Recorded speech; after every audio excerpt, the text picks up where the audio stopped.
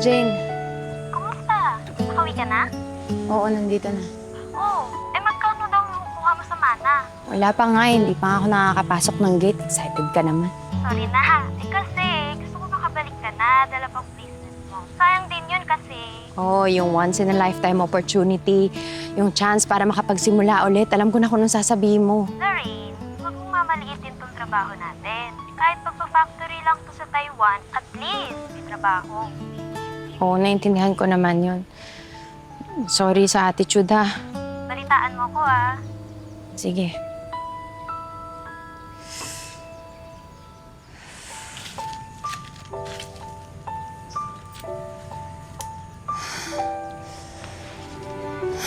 Buti nandito pa to.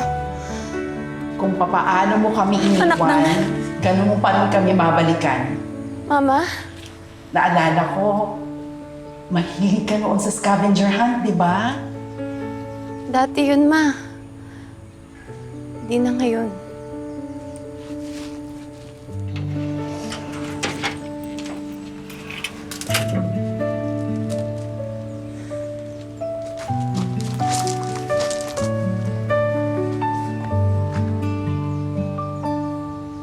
Welcome back, Lorraine. Ate? Ate Ringring! Bumalik ka na, Ate Ringring! Julius, Di pa ka ibaba mo natitira? Wala na si Mama. Julius, Hindi mo siya ibaba mo naabutan na na nasa ako! kabaong siya. Tapos sabi nila na nasa hukay siya. Sabi na darating ka. Ate Ringring, pero sana Huwag mo na dumating ako ka agad. tawagin Ate Ringring! Sorry, ate. Tulungan na kita sa bag mo, ate. Hindi na ako na. Ako na, ate. Okay lang, ate. Huwag ka na makulit, Julius. Designer ka na ba, ate? Sabi kasi ni Mama, kaya ka daw umalis noon kasi magiging designer ka doon ng bahay. Ate Ring... Ay, ate! Ate?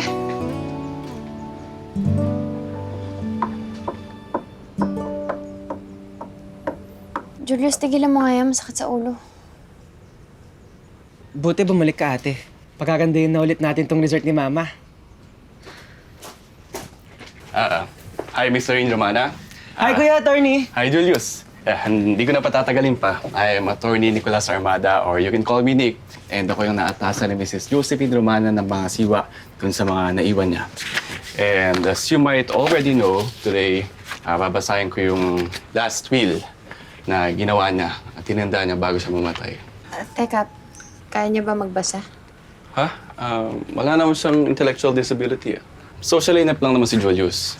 Okay, proceed tayo. I, Josephine Pantua Romana, a resident of Sariaya, Quezon, Philippines, being of sound and disposing mind and memory and not acting under any duress or undue influence, do hereby make, publish, and declare this document to be my last will and testament, revoking any and all prior wills and codicils made by me. I nominate and appoint Attorney Nicolas Armada as the executor of this, my last will and testament. Teka, sandali.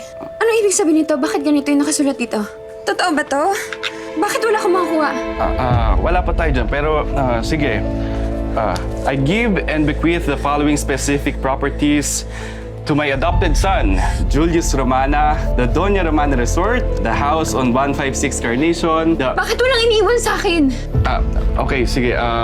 Jump tayo to my eldest daughter, Lorraine Rose Romana. I will leave none except for... Hindi, imposible walang iiwan sa akin si Mama. Kasi ako yung totoo niyang anak. Ampon lang yan si Julius. Teka lang, may except pa. Except for this envelope. May envelope ka naman, no?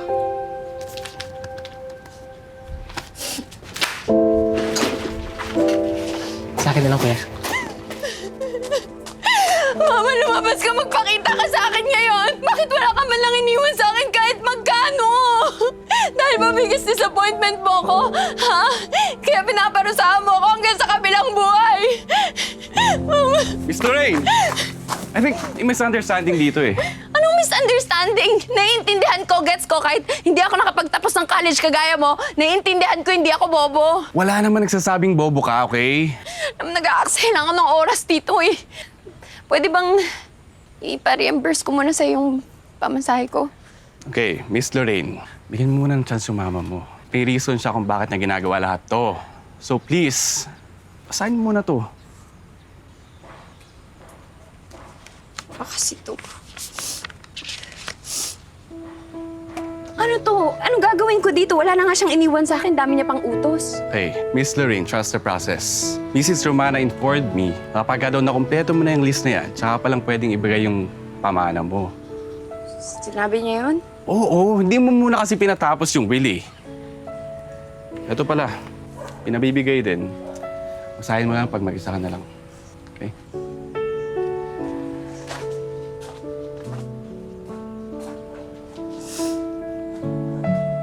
Daming paandar, ah. Lorraine?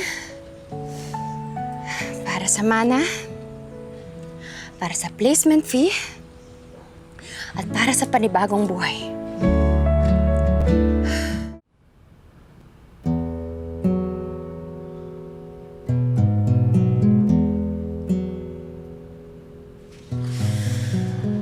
Ano ba itong paandar mo, ma?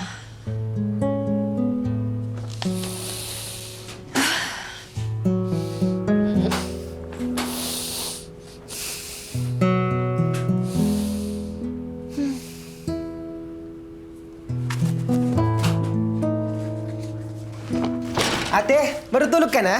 Di ka nakakain ng dinner? Ba't hindi ka kumakatok? Hoy, Grabe! Namiss ko tong kwarto mo! ano ba hindi pa kita pinapapasok dito, ah? Grabe naman si ate. Alam mo, kung galit ka sa akin kasi binigay sa akin lahat ni Mama, edi gusto mo sa'yo na lang lahat. Julius, hindi ganun kadali yun. Kaya pwede ba umalis ka na muna? Hindi to parang nung bata tayo na basta-basta ka pumapasok dito sa kwarto ko. Ano ba yan? Nagalit lalo? Umalis ka na nga!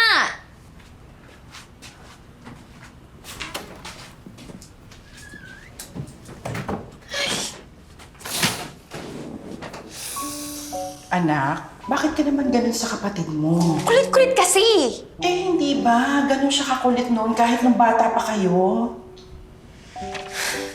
Itong iniwan mo sa akin, ma. Ayoko nito. Pero yan ang kailangan mo, anak. Trust the process.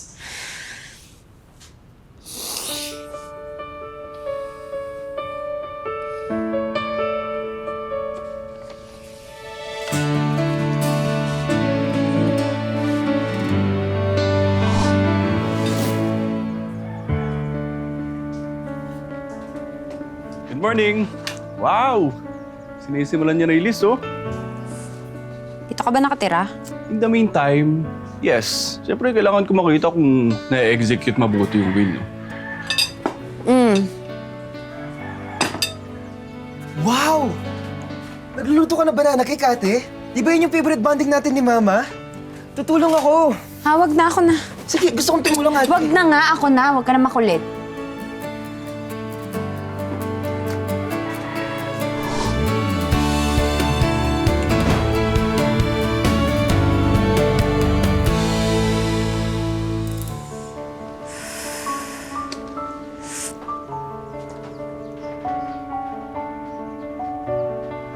Oh, hindi counted yan kung hindi kalasa ng gawa natin noon.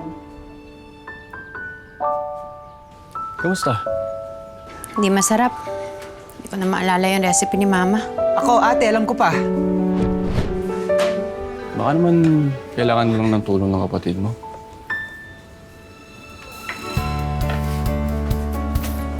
Paano ba kasi? Ganito kasi yun, ate. Sumobra kasi yung nilagay mong asukal. Alam mo naman diabetic si Mama. Yung butter dapat slowly na rin nilalagay para siya.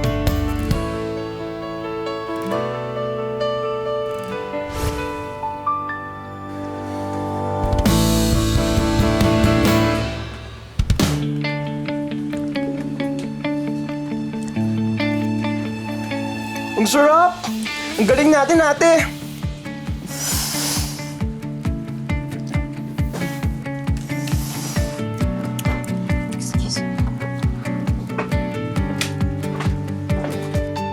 Di ba bonding natin yan noon?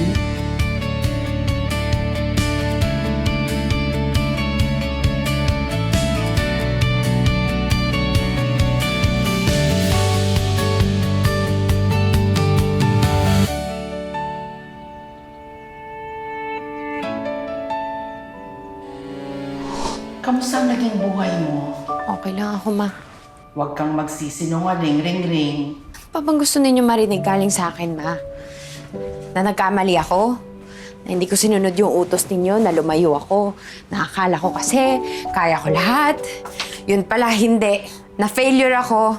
Sinabi ko sa inyo na magiging magaling ako na interior designer. Wala. Hindi ko natapos yung course ko. Pati yung sinabi ko na balang araw magtatayo ako ng bakery, wala na din. So ayun ma, walang natupad sa mga pangarap ko. Kasi nga akala ko, nung umalis ako dito, kaya kong tumayo sa sarili kong paa. Yan na yung gusto mo marinig. Ring, panahon na to declutter your life. Mag-focus ka talaga kung anong gusto mong gawin. Kung ano yung nasa puso mo. Ate, tutulong ako! Ah, hindi na. Task ko to. Umalis ka na. Hindi ah. Di ba family task to? Family tayo, kaya tutulong ako. Eh, hindi ka naman... Ang daming agiw oh. Sige na nga, bahala ka.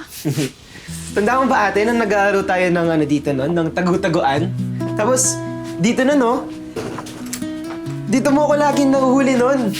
Tara, laro tayong tagu-taguan ulit. Ayoko. Wala ako sa mood. Nick, okay. Hoy, ikaw talaga, wala ka talagang social cues, no? Yung simpleng pagkatok hindi mo kayang gawin? Ito yung mga lumang damit ni Mama, ate. O, wag mo na ikalat yan dito. Hala! Ito yung paborito natin na damit ni Mama. Yung gamit niya kapag nagsisimba. Sukat mo, ate. Dali!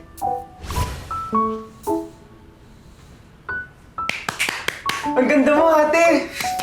Kamukha mo si Mama. Ate? Anong susunod? Beautiful, ate! Wow! Ang galing! Idol na idol talaga kita, ate. Grabe, ang galing! Alam mo, napakasal ako na nandito ka. Huwag ka lang aalis, ha? Oo, diba? Parang ako si Mama.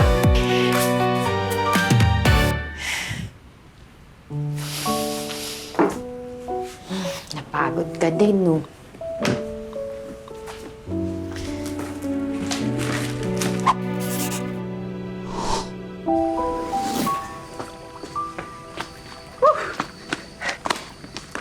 Mimig time! Woo! Sarap na, ate! Ano pang hinihintay mo? Ang sarap ng tubig!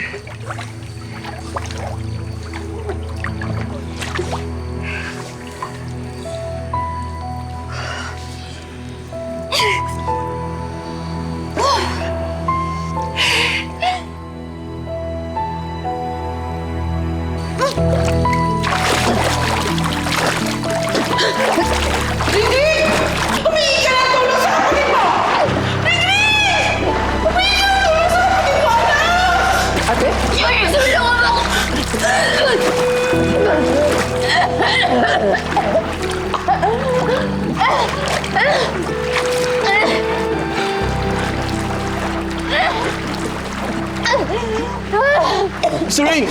What happened? Okay ka lang? Hindi ka na ako malunod. What? I think hindi mo naman kailangan strictly sundin yung list. Hindi, okay lang. Okay lang ako. Naligtas ako ni Julius. Naalala ko lang na nung bata kasi ako, tinuturuan ako ni Mama. Lumangoy kaso bigla ko nalunod. Kaya simula nun, natakot ako. Matutulungan ko yun. Jules! Yes, ate? Turuan mo ka lumangoy. Sige, ate, tara! Tara, hawak ka sa akin. Sige. Dahan-dahan, ha?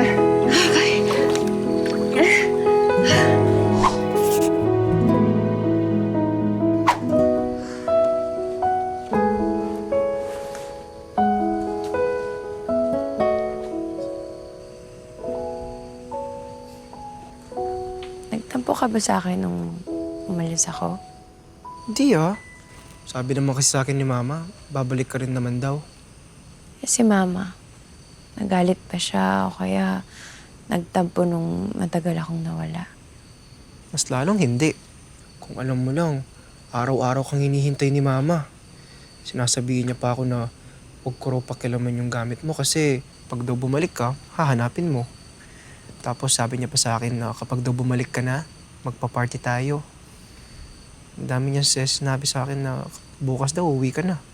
Kaso, dami ng bukas yung lumipas. Di ka pa rin bumabalik. Eh, ngayon naman, bumalik ka na. Si mama naman yung wala. Di na kayo nagkita. Kaya ba, matagal ka bago umuwi ate kasi nagtatampo ka kay mama? Hindi. Hindi ako nagtatampo sa kanya. Nahihiya ako. Ayoko magpakita sa kanya na ganito lang ako nung walang narating sa buhay. Bakit naman ate? Wala ka naman dapat ikahiya eh. Love na love ka ni mama. Kahit naman anong meron tayo. Kasi anak niya tayo. Mahal na mahal niya tayo lagi. Alam mo naman, kahit ako, di niya ako tunay na anak.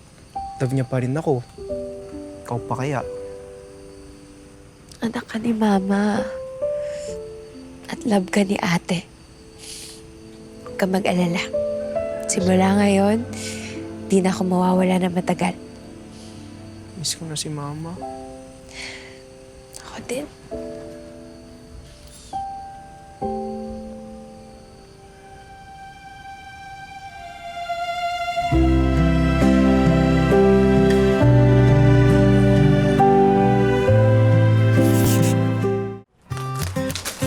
Lahat ng ito, gusto kong gawin mo. Dahil alam kong ito ang nasa puso mo. Oo, sige, papalitan na natin natin. Ano mo dun? Yan, pistan. Ano ba yan?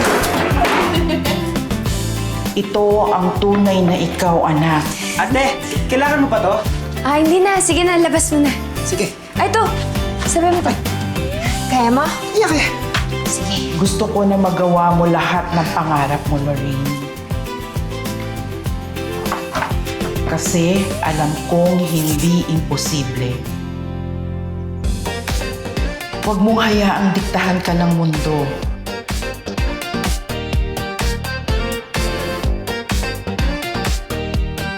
O harangan ka ng kahit sino. Kasi anak, ikaw ang pinakamatapang na taong kilala ko. Diba, lagi mong sinasabi noon na you will go out and conquer the world? Naniniwala ako sa'yo noon at naniniwala pa rin ako sa'yo ngayon.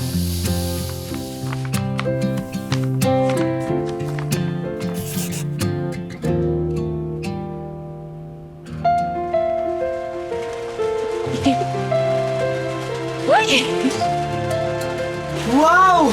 Ang daming pagkain! Ano pong meron, ma'am? Ha? Small party. Bakit? Masama ba na i-treat ko kayo? Tara, kain tayo na tayo. Sige na, kuha na kayo. Masarap yan. Oh, ito po. Attorney! Dito party as in party Pero Tulong ko kayo ng budget ko. Wala nga akong mana, remember?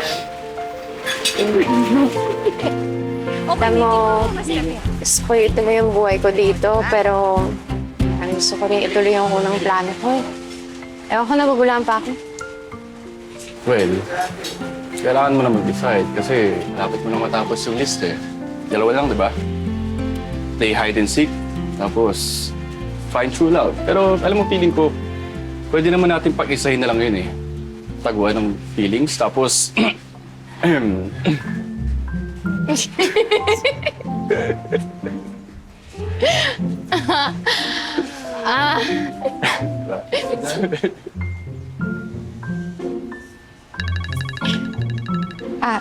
Sorry. sige. Sagutin ko yun.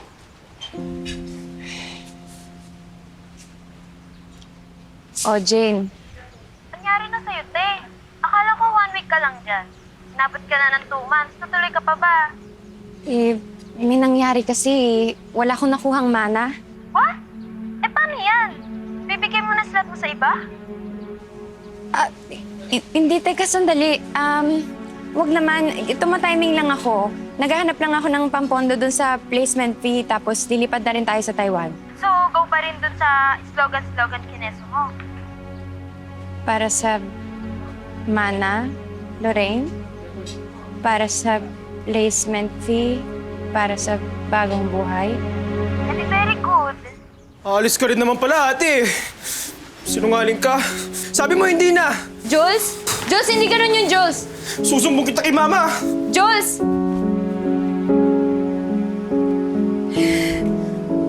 Wala po sa kwarto, ma'am eh. Wala din po sa garden, ma'am. Wala din daw nakakita sa labas eh. Sa mga CCTV naman, puro di pala gumagana. Ito, display. Sige po mga ate, kuya. Lagoy pa po tayo ah. Thank you po. Lorraine, don't worry. Hindi ako titigil hanggat di natin nakahanap yung kapatid mo. Pero, dyan ka muna. Papatulong lang ako sa barangay, okay?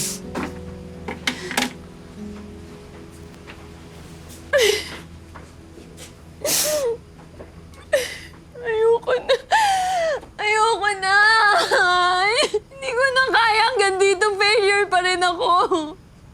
Mama, sa sobrang failure ko, pati yung mga tao sa paligid ko nadadamay. Nagugulo na din yung buhay nila kagaya ko. Palibasa kasi ako. Ang gulo-gulo ng buhay ko. Kaya itong listahan mo. Kung ano man tong paandar mo sa akin, hindi ko na kayang tapusin, Ma. Anak, kaya mo. Kaya iniwan ko sa'yo yung paandar na yan. Dahil yan ang magpapaandar sa buhay mo. Hindi ko kaya, Ma. Hindi ko kayang gawin na wala ka. Lalo na ngayon, wala ka na talaga sa amin. Anak, tingnan mo ang sarili mo. Ikumpara mo ang sarili mo nung unang dumating ka dito. Ang layo-layo na, anak. Bumalik na yung dating ikaw na nangangarap na matutupad ang lahat ng mga pangarap niya. Para saan ba lahat yun, Ma, kung wala ka naman dito? Anak, natatandaan mo pa ba kung papaano napunta sa atin si Baby Julius? Di ba, nung maliit ka pa, gusto mong magkaroon ng baby brother. Kasi, tayong dalawa na lang. Tawang-tawa ako sa iyo nun, anak. Kasi, paano ka magkakaroon ng baby brother? Eh, patay na ang papa mo. Ang kulit-kulit mo. Sunod ka ng sunod sa akin. Ayan, nandyan na si Baby Julius.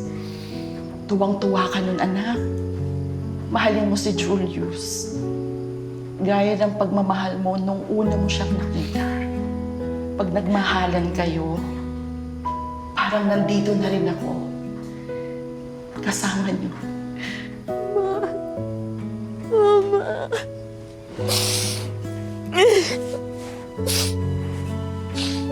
Miss na kita, Mama. Tahan, anak.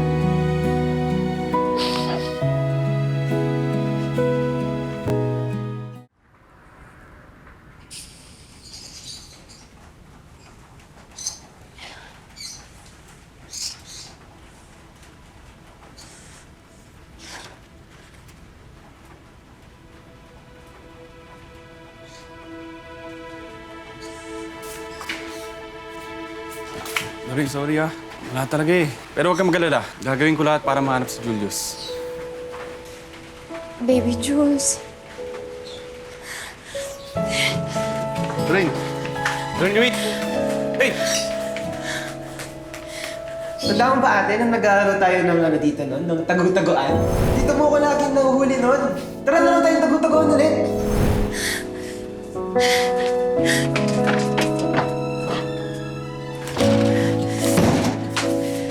Baby Jules. Pagkabilang kong 3, nakatago na kayo. 1, 2, 3.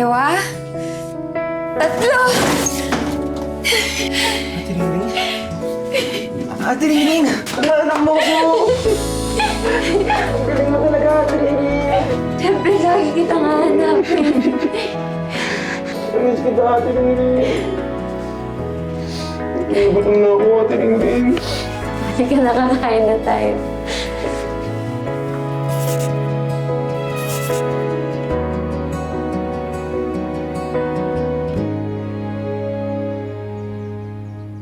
Kailan kanyang babalik, Ate Ring? Baka matagal na naman yan. Eh, uuwi din ako every weekends. Ka na malungkot. No, kumusta? Eto, hindi ko natapos yung list. Hindi ko nagawa lahat, pero okay lang. It's never too late. Find true love na lang naman, di ba? Alam mo, pili ko tingin-tingin ka lang sa paligid talaga eh. Parang, hindi ko nasa tabi-tabi lang talaga. Sinasabi mo bang mahanap kong true love ay lawyer? Pwede. Attorney, hindi kita mahal. Hindi pa. Sa ngayon. Ayan. Sige. Well, technically, natupad mo naman na yung list eh. So, here's your last message. Seryoso ka ba?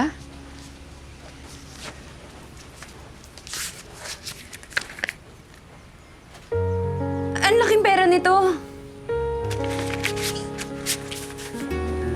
Mahal kong Ring, dahil nababasa mo na ito, ibig sabihin na complete mo ng list.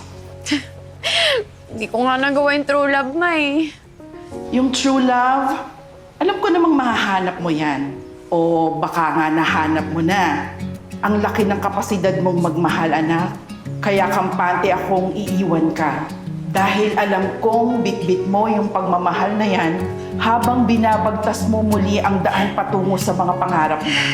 Sa mga gusto mo, huwag kang panghihinaan ng loob. Pero sa tuwing manghihina ka, uwi ka lang ulit, anak. Sa mga taong nagmamahal sa'yo. Sa true love mo, ako at ang kapatid mo. Anak, hindi ka failure. Never kang magiging failure. Ikaw ang pinakamatapang na taong kilala ko. Kaya lumaban ka ulit. Kasi kaya mo.